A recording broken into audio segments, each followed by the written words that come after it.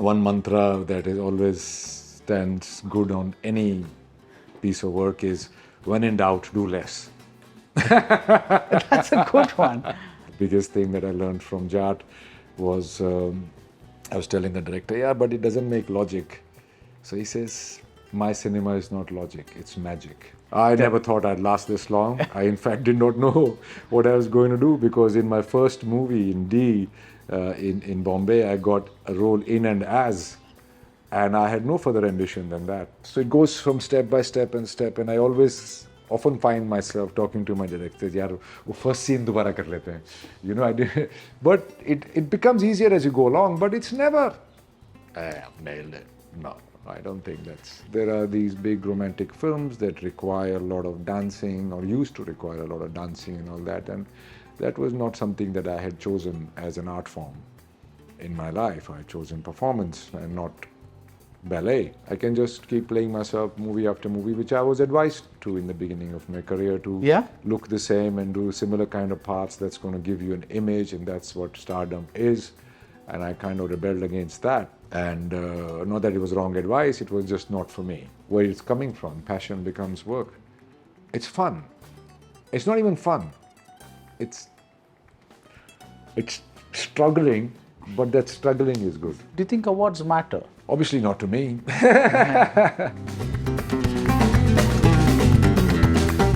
Randeep Hooda, Hi. welcome to Galatta Plus. Thank you. Been a fan of you for a long time, since Monsoon Wedding and D. Though Monsoon Wedding you didn't have that much of a role, but of late, I really enjoyed your performance in Jaat. Jaat. Yes, and I'll tell you why. I think more actors who are considered serious actors, and you have been playing a lot of serious roles, when they act in masala movies, and by masala movies I don't mean this in a bad way, because I love the masala movie, the flavor, like Nawazuddin in Kick, or you in this movie.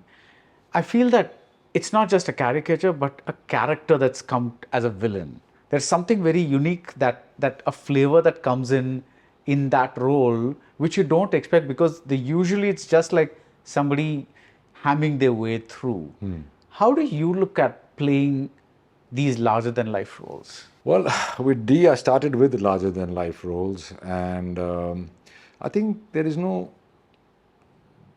It's the same thing that you're doing with any role. Any role? Any role, but you have to understand the genre you're a part of. You have to understand what the director wants. The reason, and of this movie, I mean, I would say that I will give all the credit to Gopi, who directed this movie, and we had a chat before the movie, and first scene we shot was the interval scene, and I was lost, like I had not been on a set where I'm not saying the lines which I have written, because I was doing Savarkar for 2 years before that. And it was, I told him, like, look, boss, I feel I don't know what to do now, so you help me out. So I think it's always better if you put out your thing. And I think for me, the director is somebody who's my confidant at that time. I never go overlooking the director's shoulder into the monitors and stuff like that. And all the conversation you usually have beforehand. So it is just understanding the effect that the director wants. And that is one reason why I have been able to create differences in my performances, is because that I do listen to the director, and I do try to fit myself into that genre or into that piece of writing, rather than it mold itself to me. And that gives me immense pleasure, and that actually creates the difference between different things.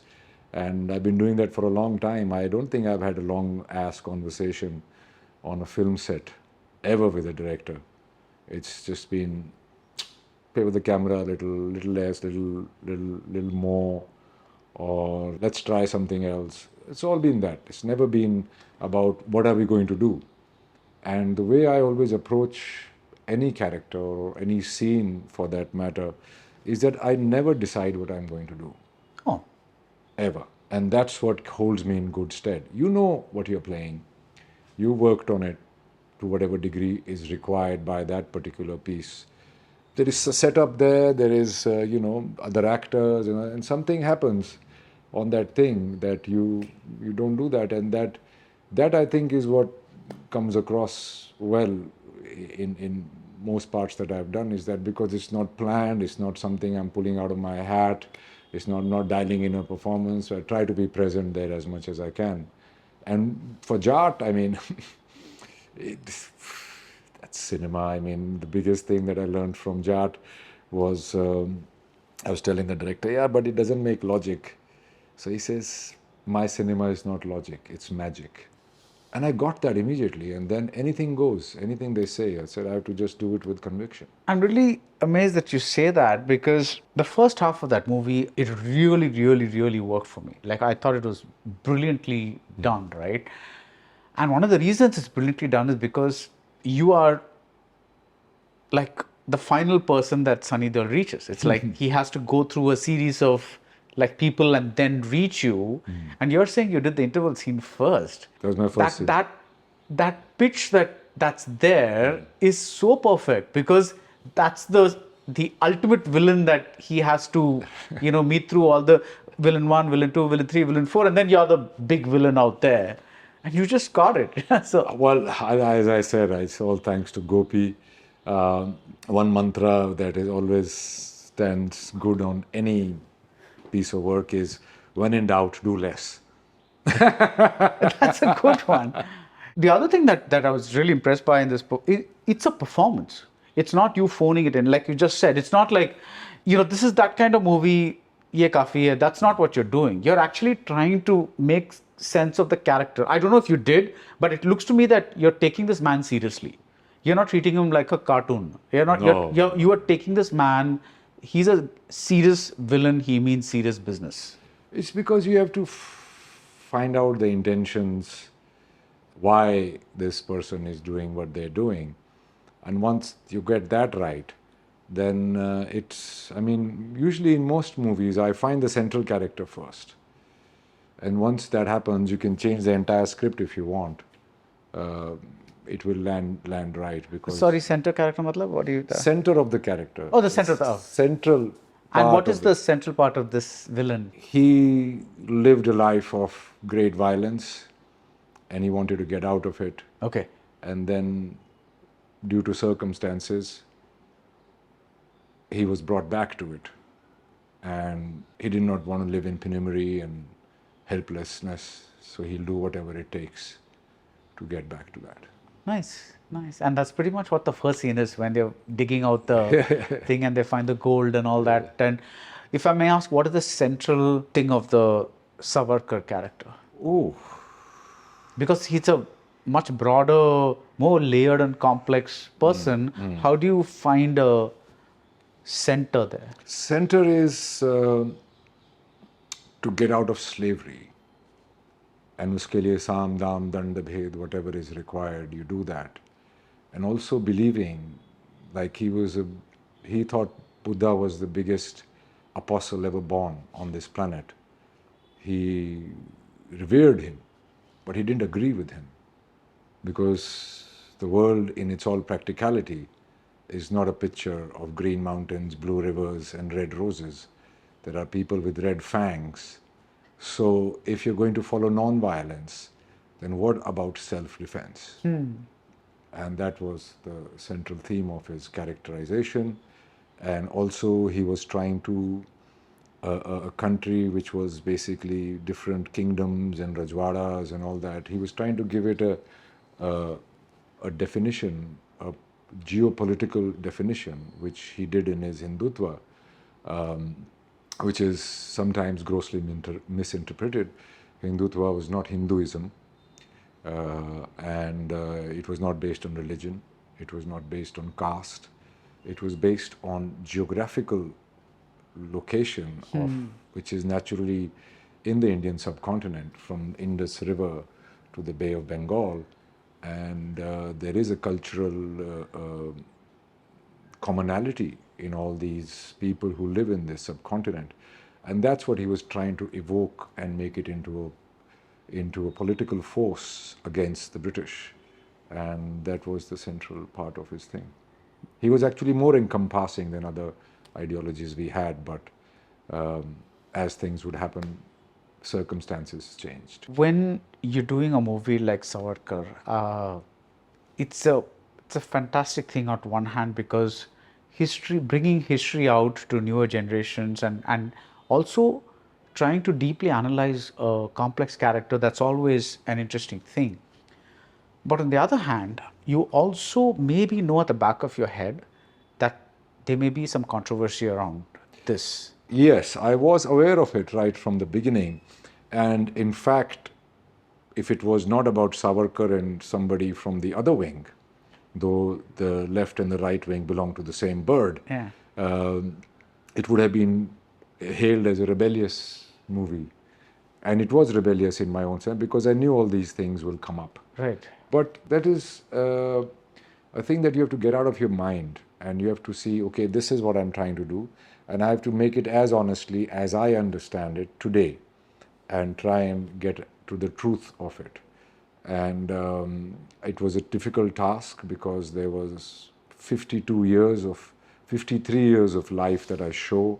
I was trying to find ways to make it a cohesive story.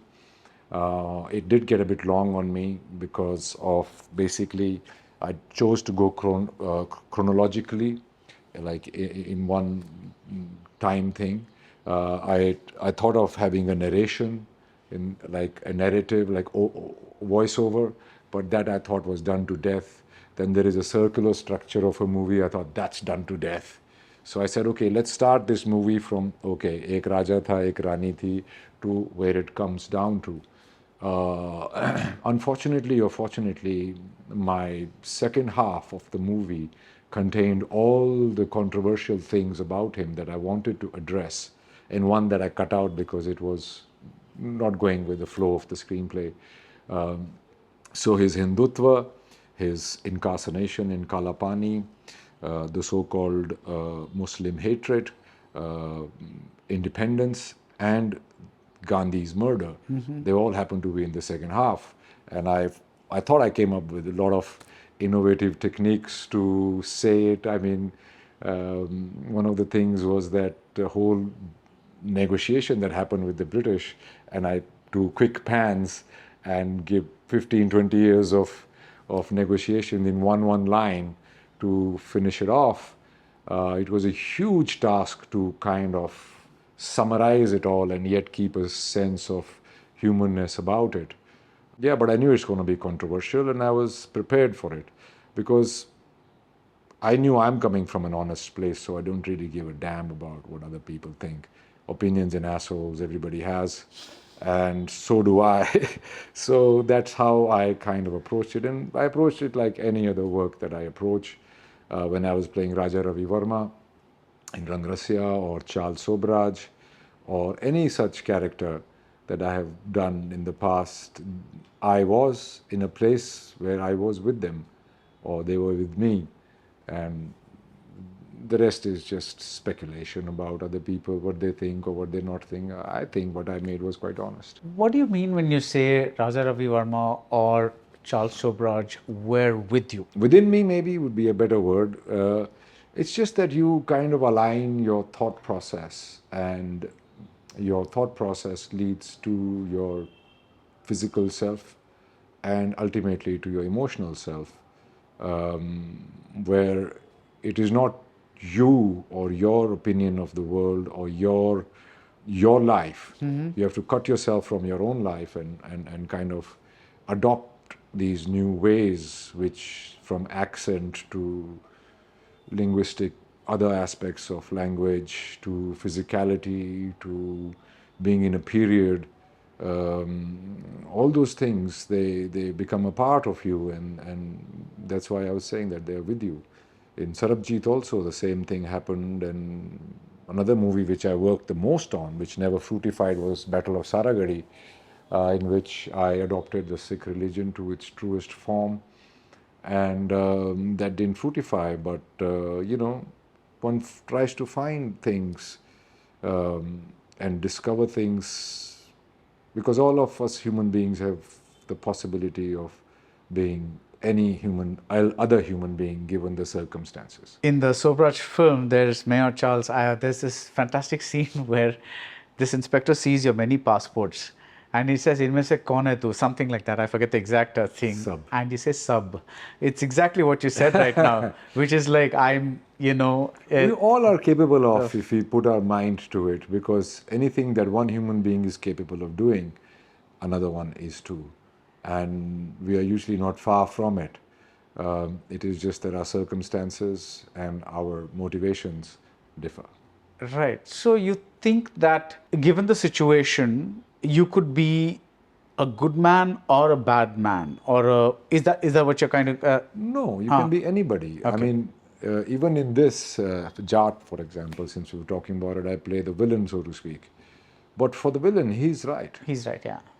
So there is no bad men as such. Everybody has doubts, fears, apprehensions, beliefs, Yeah. and they're all within that person, but nobody is saying that. Everybody finds a reason for what they do, whether you or anybody else, me, would sit there and judge it on moral grounds. Yeah, and I like the fact that you spoke about Jaat, because there is the tendency for some people to judge certain kinds of cinema as lower and some kinds of cinema as, wow, this is what cinema is or something. But everything is cinema. So That has always gotten my goat. yeah, I think I am of the opinion now, and as everybody has opinions and things, that I don't judge good or bad anymore. Because every piece, nobody goes out to make a shit movie. It is their sensibility, it is their expression of what they want to show and express, or where they want to pitch their particular film. And this whole snooty attitude towards certain kinds of cinema and lauding the certain other kinds of cinema, which a lot of people can find very boring and unengaging, is a wrong thing that happens. And I think we should get over that. I have now come to a thing that I try and understand the intention of the filmmaker and or the actor or whatever it is, whatever artist there is. I'm trying to understand their intention. And if I do choose to watch that work, I see it from that intention's point of view and not alone just mine. I might like or dislike it, but it definitely gives no bearing on the good and the bad quality of that particular piece. And I think it is absolutely, high-handed behavior to call certain kinds of cinema lower than the other. it's next year. It's going to be 25 years since you made your first appearance on film, which is Monsoon Wedding. Isn't it this year?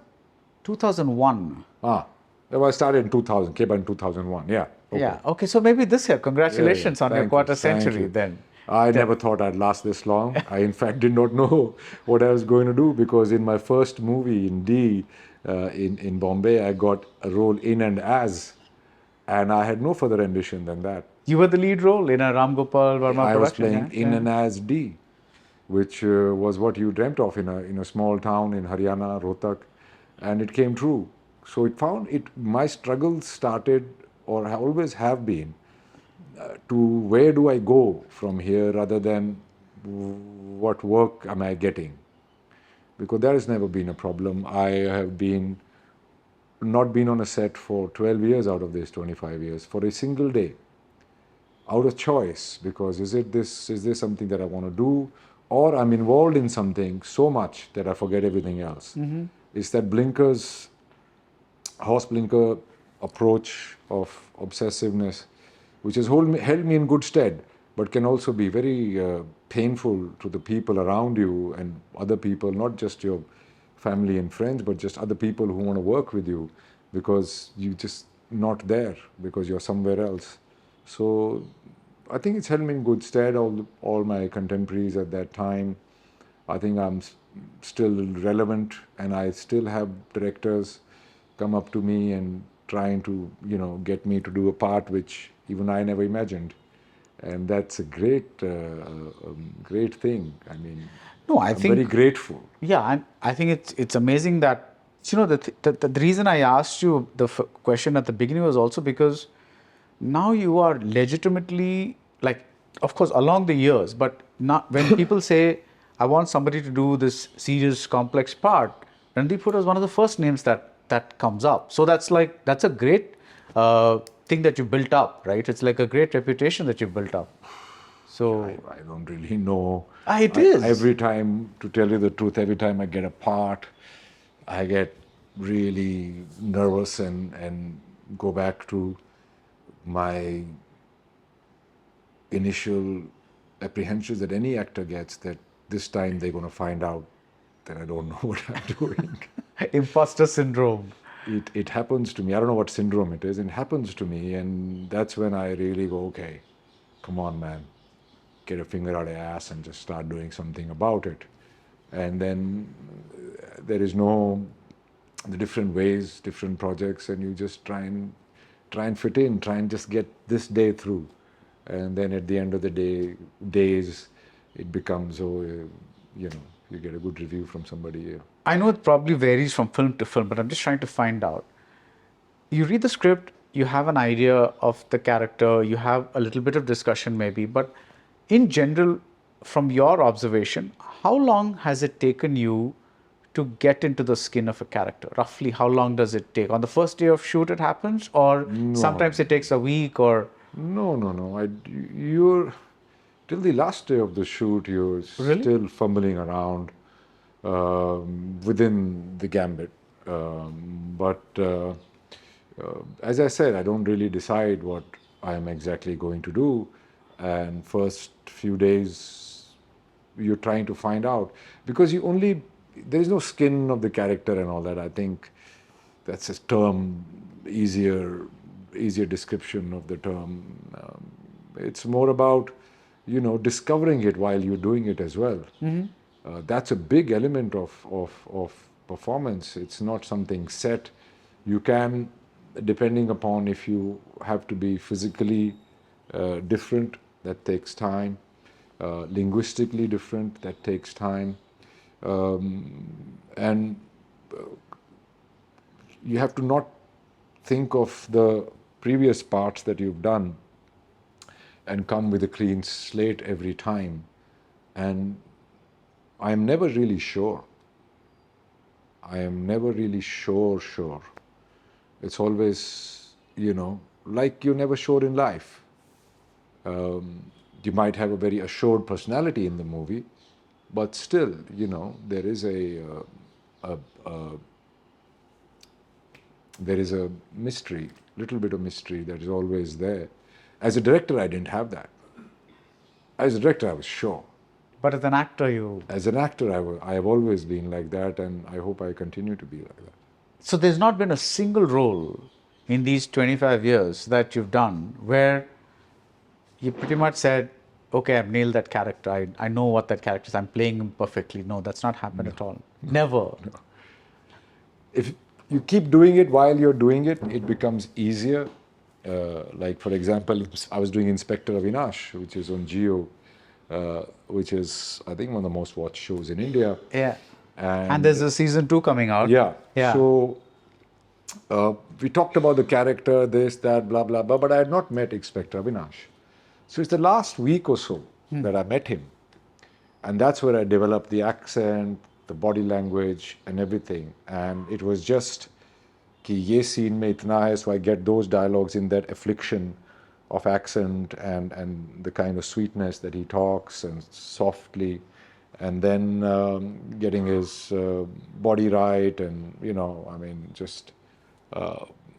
so it goes from step by step. And I often find myself talking to my directors, yaar, wo first scene dobara kar lete hain. I do, but it becomes easier as you go along, but it's never, I've nailed it. No, I don't think that's... But Randeep, one of the things that one reads about you a lot is the amount of preparation that you put in for a role, right? It's either physical preparation or mental preparation. Depends from role to role. Right. No, but there are some times when, for instance, when I saw the first shot of you from Sarabjit, I felt a little scared because I was like, oh my God, I hope he's okay. Because it's like, he looks... Yeah, no, I was not really okay, but that was the point. Yeah, but that's the point, right? But then the thing is, like, I hope he's having some minimal calories to sustain himself, because he looks like, of course, you're doing full justice to the part. That there's no denying that. But as a human being, like as an outside of the movie, you're just worried that, they're doing all this. When you go through these extremes and when the film kind of does not find the audience that it deserves or whatever it is, how do you process the fact that you have put yourself through this hell? Well, first of all, you're putting yourself through this hell voluntarily, Yeah. right? There's no force, nothing forcing you. You are trying to grab at the truth or trying to, grapple or dip your toe into some reality which that person must have faced for a long time. And how do you dip your toe? I'm not saying immerse yourself, because how would you do that? It's not possible. But when you do that, there's a difference that happens to you naturally, and you don't have to act or pretend to go through that. Like there's a very sad thing that happened in Sarabjit, that they recorded the sound on one track, all sound. So I had to dub the entire movie again. Oh. And when I did that, there were some very tough emotional scenes, and I was very underweight at that time. And when I went to the mic, my voice had that, a different texture and boisterousness, which I naturally have. So I had to starve myself again to do the dubbing. So you went back to the weight that you... Yeah, not that weight, but that general. Wow. I had to do that again because I was not able to find that voice again. When people describe this, like, we in Hollywood, you hear about so many people doing whatever you want to call it, this kind of acting. There are other people who say, for example, there's this great anecdote that you find in, I saw the Dilip Kumar autobiography there, and there's a great anecdote where he says, for this scene in Ram Sham, Ganga Jamna, he was supposed to be tired. And so he actually ran around the studio a whole bunch of times to kind of make himself sweat correctly and also be out of breath, so that when he gives the dialogue, he is, whatever the tiredness is happening. What is the difference between that and somebody just pretending to, just putting sweat on them and panting, and let's say they're doing a good job of delivery? Well, it depends on the aptitude of the actor. Some people can do it, for sure. Some people, and even I have put fake sweat on myself so many times in a movie, you can't escape that. But to experience what happens to you or your body, you can always try it. Not on set, because sometimes on set there's no possibility of it. Dustin Hoffman and Laurence Olivier had that in thing. It's just acting, yeah. Why don't you just Try acting, yeah. That's a choice. That's a personal choice. I don't think any director gives a damn about how you get the result. They just want the result. So it's up to you as an actor. And I've never, ever put my preparation or my approach in the face of any of my co-actors or even my director. I do it silently on my own, and it is for me personally. It has no bearing on anybody else, and I never do that. I'm always it's within me, and I'm doing whatever I might take for me to do it. So whichever way you can get to the truth or get to what state you are supposed to be in that particular scene is enough. Some people have to run around, some people can just pant so well they look like they're running around. So there is no hard and fast rule to it, and there should not be. Like in the pieces of work, that is not the way to judge an actor, that by he prepares so much, he doesn't prepare so much, as long as you get the desired result. Like, for example, it's very easy a lot of people do biopics, and I've done lots of them. Yeah. But I have never played caricature. It's very easy to fall into the caricature, gesticulations and all those things. And to overcome that, then you have to do that other part of the preparation, which is very personal and all that, and just be aware of those things. But hey man, Nobody gives a damn, neither does the audience, nor does the director, of how you get to where they want you to get. It is totally your call, and it's everybody's own personal choice. No one should be overtly celebrated for it or overtly put down for not doing it. It's their choice. That's a very practical way of looking at it. That's like brutally practical way of looking at it. That's what it is. I mean, you should not take yourself so seriously. 25 years ago, you said that, I'm the title role of D, and that's what more can I get? What keeps you going then?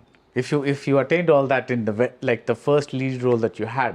I don't know. Hey, I don't have any other job or any other source of income. Randeep, you can't be so brutally practical. You have to give these I don't have big that. answers. I hope that, and a lot of times you feel that, hey, fuck it, it's not worth it. But then there is nothing else that I can really do so well. And also, I feel there is so much, like, these people who meditate and all that. I can't meditate. They talk about, all truth is within you and the universe lies within you. So there is so much more that one can explore, and the stories that one wants to tell. Now, I am now writing a lot, and I find that the most fun I ever have is while writing. Is that right? Yes, I do short stories. And actually, I started doing that because I wanted to practice Savarkar's handwriting in Hindi. And I started writing on pencil, lined paper with, a fountain pen. And all of a sudden, I started writing stories. I said, hey, I'm playing a writer, I'm writing stories. So I was like, hey, I'm getting somewhere. I can, tap into that writer part of me. And then I had co-written Savarkar with Utkarsh. So now I'm finding that, I want to own up to more stories. I want to tell them the way I want to tell them. It's like, 25 साल से किसी और के बोली लाइनें अपनी बनाकर सच्चाई से कहे जा रहा हूँ. कोई और उसे एडिट करता है, कोई उस पर कोई और टेक सिलेक्ट करता है, कोई म्यूज़िक ढाल के आव भाव बदल देता है, ज़्यादातर बेहतरी के लिए. पर इन सब में मेरा क्या मैं सिर्फ एक कठपुतली हूँ? शायद था, पर अब नहीं. अब इस लेख का कुछ भी हो जाए, ये हमेशा मेरा रहेगा, एक लेखक का जो कभी एक एक्टर का अपना नहीं हो पाया. So that is the... When you say this, are you also saying in a fact that maybe there are times that you have been disappointed with the way certain films of yours have showcased your performance because you felt maybe you did a different take that was good? And there's always a little bit of that, but no. If I have a suggestion upon watching it or while doing it, I very mildly suggest it. I always, at the end of the day, the director is always right because it's his vision, his story, he's trying to tell it. You're a tool in the entire thing. And I never had an incident where, I've had to do something, forcefully or try to put my will on how it should be done. You can have ideas and of course, you just kind of go, what do you think? Maybe this, no? Okay, let's do what you do. So, itna hi hota hai. So, it's not because of that at all. It is because I am also a storyteller. An actor is a storyteller. He's the biggest storytelling tool a director has. So now I am also wanting to tell my stories the way I want to tell them. The way you want to tell them. The way I want to tell them. The way I want to express myself. It's just a bigger canvas. That's all there is to it. I have never talked badly about my directors or ever said ever or even feel most of the time that this could have been done like that. No, that's how they wanted to do it. They're doing it. But when you're saying, because there is a director inside you and because there's always been every good actor, every sensitive actor is a director. Is a director, right? So when there is a movie that is happening and by week 2 you kind of know that, okay, this is kind of not coming out quite the way wants. You kind of sense that it's not going to thing. How do you make sure that you do your part the best, at least, even though you know at the back of your head that this is not It has very rarely happened to me, okay? but it has. And at that moment, like the moment of your involvement, you come down to what you have to do in that particular shot. And you do that with as much truth as you can. Anyway, I'm a screenplay actor. I don't try and display all my wares in every shot that I do because there's a story going on. And that story is dictating where you should be at that point of time. And you just follow that. You just follow that. You can try and suggest, but usually you just go, okay, not my show. Is there a dream role that you have? No, man. I mean, I never dreamt of any of the roles that I've done. No, but now that you're in the field, you're like, I'd like to play this, I'd like to play that. No, I don't know. Or at No. least I'd like to play something like this, no? No. There is a comic side to me that is very undiscovered. On stage, mostly I did, dark comedy or comedy, and it was not bad. And I have attempted a couple of all-out comic films, but they did not get the legs or the eyes that they should have. But that's no bearing on the fact that they were not good movies or I was not good in them. The other aspects to movie making, like marketing and perception making and the amount of screens it's released in, and all those things, which are not actually in my control. So maybe I'd like to do a bit more of light-hearted comedy things, which, I'm not so serious in real life. I mean, I'm a bit self-absorbed because I'm always thinking and trying, doing something or the other, whether it's photography or this, that. I'm always trying to apply myself some way or the other. But comedy is something that I would like to attempt, which I have not been able to get to a larger audience. Another genre that I feel that you haven't been approached for, or maybe they approached you and you did not want to do that, is, with the exception of a few movies like maybe Rubaru, which happened early on in your career, the romantic genre is not really something that you see on your resume, on your career list of high. Is that, Well, you did not get the scripts, or? No, I don't get the scripts. And usually, if there are these big romantic films that require a lot of dancing, or used to require a lot of dancing and all that, and that was not something that I had chosen as an art form in my life. I had chosen performance and not ballet. So that's maybe why they think. But I have done.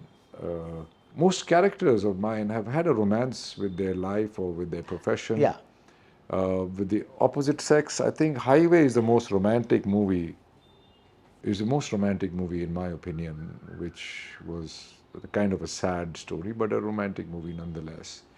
And then, you're right. I have not done the quintessential romance. That character Mahavir that you play in Highway, I seriously cannot imagine anybody else doing that. It just killed me when I saw it, and I was like, Imtiaz is just done this so well, and you've just killed that part, especially the growth of you from what we think is a very rough, cruel man to what the sensitive child that he was, that he is, that he could have been. He could have been, Yeah, so that was very well. And personally, as an actor,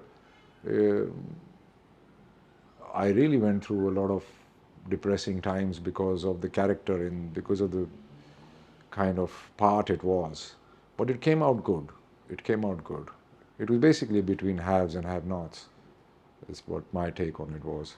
Do you worry that sometimes this effort that you put on your body, on your mind, on, if you believe in it, on your soul, do you believe that it could ultimately affect you health-wise? It does. It does. It already does. It's already happens. Yeah, okay. Of course. There are times and ways, emotionally and physically, something you've imagined as reality can always resurface. In the West, they have these detoxing or whatever they call it, getting out of it. And like Indian Army does not have PTSD, similarly, Indian actors have to just move on with it. And the best way to get rid of that is to pick up something else and be involved in that. But I think somewhere not dealing with them in the right way does affect you, and it affects me too. But that's your process. That's it. Yeah. So, There like is- you said, there's no, that's your choice. That's my, yeah, that's, I mean, you don't have to, I don't have to do it. I can just keep playing myself movie after movie, which I was advised to in the beginning of my career, to Yeah. look the same and do similar kind of parts that's going to give you an image, and that's what stardom is. And I kind of rebelled against that. And not that it was wrong advice, it was just not for me. Yeah. After doing D and Risk was another movie by the same director, I tried to do a Rubaru, I tried to do a Love Khichdi, I tried to do a Mere Khwabon Mein Jo Aaye. I wanted to change genres, but that was, I mean, for whatever reasons, it didn't work out. And then came Once Upon a Time in Mumbai, Yeah. which I did not want to do because I already played D, and I'm not playing, somebody else is playing D in that movie, and I'm playing the third character. But I really needed the work at that time, and it turned out well for me. Yeah. Yeah. It really brought me back into the. It is, because when they saw me in comparison to other actors within that particular movie who are good actors, so that kind of raised the stakes for me as well. Before you walked in, I was having a chat with your publicist, and we were talking about how some people have had to hustle, for during their careers. Have you hustled for a role? No. Hustled in the sense, I've never approached anybody for a role. Never. No, I tried to do it once or twice in the beginning of my career, and it came across that I'm being fake Oh, to myself. I don't know, they must have felt it too. I never did that. Work has never been an issue for me. Yeah, To it's- get work. That is the hardest part of any actor, is to get work. But then the hustle becomes of choosing and saying no to very lucrative things for something which doesn't agree with you at that point of time or something. You also keep changing as a person. For 25 years, I've not been the same person. In fact, I was not the person I am today. In many ways, you remain the same like everybody else. So it all depends upon what situation you are in life and what you're really wanting to do. Like for 25 years I've been here, you never hear a parody of me. And that's, I feel, is the, in a crude way of putting, the result of my efforts. yes, that's not crude at all. You're right. And it's like, but in these 25 years, is there anything that you feel you could have done a little differently? So much. I wish I had been more aware of the other aspects of movie business than just the craft of acting. I wish I was a bit more giving in my choices to place myself strategically for parts. It's a lot of those things, and who knows, had I done that, what result would have that had? Yeah. So nobody knows that. I'm just very grateful that I am, after all this time, I'm here. I am getting interesting work, and I'm able to create interesting work on my own now. And there is a sense of respect that one's work accumulates over the years, and I don't want to sit on that, but definitely that's the only pat on the back that there is, because I have never been given a pat on the back in a peer industry situation with any awards or any of those things. In private, I'd get calls, but nobody kind of speaks out in the open and all that. I've never had that privilege or that good fortune. But then over a period of time, one starts to pat one's own back, or rather, in my case, tell yourself that this could have been done better, that could have been done better. And it's between you and you. You just have to apply yourself more than yesterday, and hopefully be present in a working situation which you would love being a part of it. You know, that's very important. Do you think awards matter? Obviously not to me. I mean, you it's a thing which in the beginning of my career, when D came out, there was a thing, best debutant and all that, and I could not go, and he said, if you don't come, we'll give it to somebody else. That kind of set the bar for me vis-a-vis the awards. So you understood what the Yeah, and I congratulations to everybody who wins them, and I don't look down upon that either. But that is something which I have kind of removed from my fuel to carry on. yeah. It's not a part of my fuel. I have got other fuels. You kind of train yourself into that. You know, Randeep, I have to just break this flow and observe one thing. You know, I've interviewed many people, but I've interviewed very few with the focus that you have while you're giving your answers. Oh, really? You're superbly focused. Really? Yeah. Yeah, you. you really, I mean, I don't know how you do this. It's like every answer is so precise. Well, maybe it's just experience. It's experience. Is it practice? Is it like no. See, we are three kinds of people. One when we are absolutely alone, one when we are with our friends and family, and one we are in public. Yeah. I think nirvana or the moksha or whatever it is that you achieve when all three are one people. And that's the hardest part. Wow. So the closer you get to that, the more, if that's what you want to be, more articulate you can be. So when you are preparing for a role, do you look at what's happening in the media around your life? For example, there's a lot of noise about, let's say, a relationship or something else, or your marriage, or something that is not connected to the role. Do you let that enter your system, or do you just not look at anything at all? No. You don't? No. Okay. No. So when you're preparing, you're literally cut away from the world. That is the preparation. That's the preparation. Okay, That right. is the preparation. So you just go that's through. all there is to it, actually. So wow, you make it sound so simple. That's all there is to it, really. There's nothing else. There's no, you're not going to the moon or anything. Now, Mrunal Dutt, who was your co-star in Savarkar, he said, Oh, my actor? my actor, yeah, you're an actor. Yeah. Now you're actor. Yeah, you're actor in Savarkar. He said, when there was a question asked to him about, what was it like working with Randeep, and he said he's super, super passionate about his work. Now, I'm beginning to see why. But what happens when your passion becomes your work? Is there a difference? Because the thing is, Excellence. excellence? Or you are good at it. I mean, excellence is a very, bit of a you hope to be. But if you're passionate about something, this is how I chose acting or whatever. When I finished my degree in Australia, and I did kind of driving cabs and all that, and I was wondering what we'll do. I did a degree in business management, and that's what I was going to head to. And then I came You were a waiter at some point, right?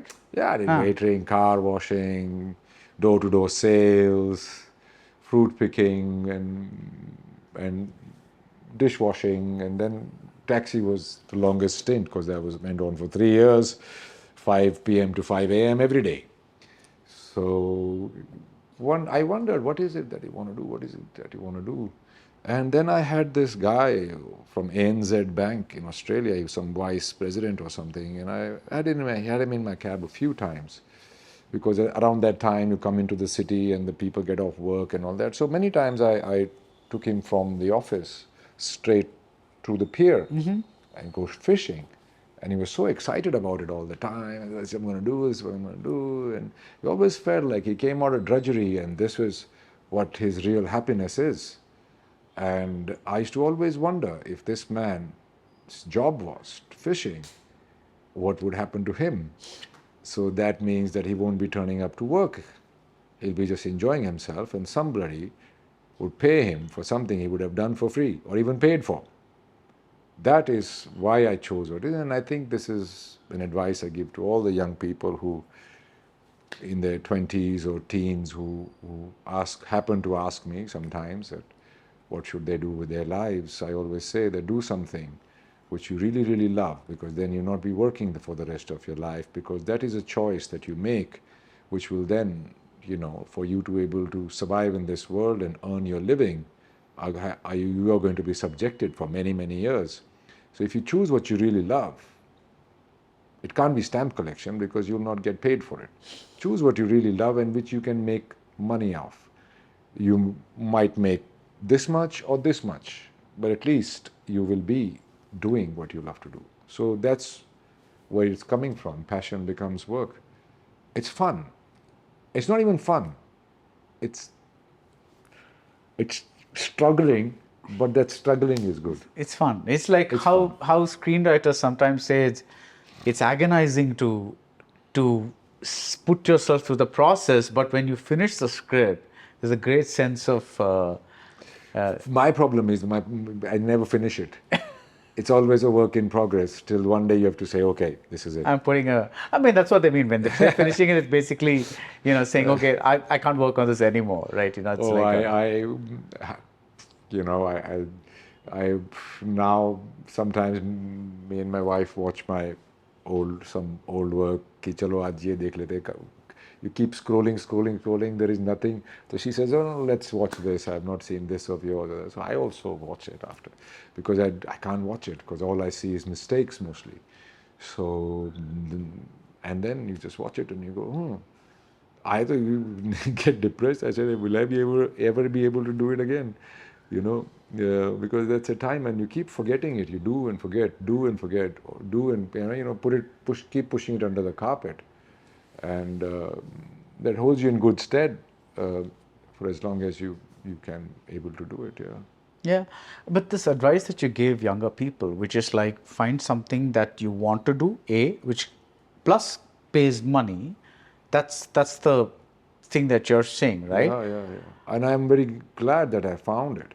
The other one was going to be breeding horses, but this is better. Okay, but what if there is a component that is additional that's needed? For example, if I want to become an actor and I also want to make money, I also need to put in a huge amount of work towards that. What if that person says, I want to chill in life? You'll not be able to do anything, no matter what you do. So nothing of value comes if you don't work for it. No. Okay. It's not possible. Sometimes I feel if I did not run my kitchen, my house, my life from the money from acting, would I make better choices? I don't think so. It's a combination of all those things which ultimately, makes you turn up on time, which I usually do, and turn up on time and turn up with ideas, as Tom Hanks said in one of his speeches. And I think that's the key to it. And nothing comes without. You want to chill, man. If that's what you want to do. If you've got, ancestral money, or a spouse, or a chit fund, or whatever it is, please do what you feel like doing. But what do you do when you chill? There ain't no chill in life, bro. There ain't no chill. Is there a Randeep Hooda performance that Randeep Hooda is somewhat proud of? I am not proud of my work, but it's like all of them are me and I am none of them. And yeah, so this was Savarkar, I think, is because of the other aspects I had while doing the movie, all kinds of pressures from outside, the filmmaking part of it. I went through a lot of hell because of that. Also because I was directing it and I used to forget to take my own shots. And then there was no time. I'll be directing the camera as well. I'll putting this, that, ye, wo, directing the other actor, directing the background and everything. And I'll sit down and do the shot. And there were times when I found myself, hey, I don't have a moment of, so I'll just walk away and say, you've done it before. What was the way you did that? So you just come back, walking back, and then you sit in the shot, and then you have to go roll. So in that way, that was tough, and I, my performance in it is not bad, and I'm very grateful for that. And it's because I had embodied his thoughts so much that it was possible to do it. I've never anyway went and watched the monitor, so, but that performance is special because of that, because I'm dealing with so much else, whereas in other parts I'm quite isolated. I am not focused only on your... Yeah, and you know, unless it's a very jovial scene or something, I don't sit on set and faff around or anything. I'll do something or the other, and you know, it's quite an isolated process for me. It's just between me and the director. That's about it. And finally, are there any favorite Randeep Hooda performances by other actors that you feel... My performances by other actors? That is the ones that you like that other people have done. Oh, there are so many. There are so many. I do like watching other actors for sure. But I watch roles more than actors, and I've had the good fortune of fitting into many kinds of roles. But you know, good casting is what matters really at the end of the day, and if you get that right, then most of the things become easier. So yeah, of course, I like watching other. Can you name some of them? Wow, I mean, I know there's a ton of them. So vast. I mean, so much. What was the show I was watching recently? This village doctor show on some show. Which was it? That Gram Chikitsale. Yeah. Gajraj Rao. Amazing actors in that. Amazing. I was like, wow. All of them are so damn good. So that was the last thing I was watching, and I was so taken in by their ease and natural flair with which they were fitting those puzzles of those parts. It was amazing. I was like, wow, what are you doing? What are you doing, Randeep Hooda? I was just building a very, very good repertoire of roles. So thank you so much for your time. My pleasure. My pleasure. It was really nice getting into your head for a little time. Thank you so much. Thank you, brother. Thank you. Pleasure.